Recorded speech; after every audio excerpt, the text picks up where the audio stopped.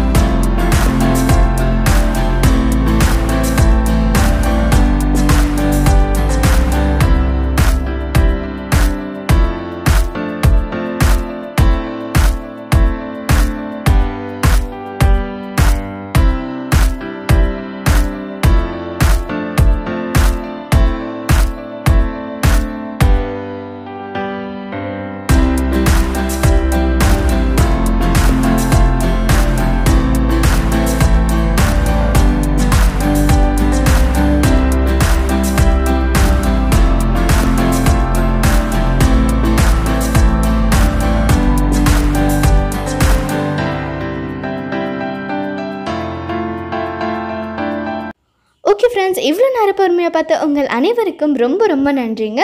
நம்ம சேனலில் first time பார்க்குறீங்கன்னா மறக்காமல் நம்ம சேனலை சப்ஸ்கிரைப் பண்ணி கூட வர பெல் ஐக்கானையும் கிளிக் பண்ணி ஆல் அப்படின்ற ஆப்ஷனையும் கிளிக் பண்ணிவிடுங்க.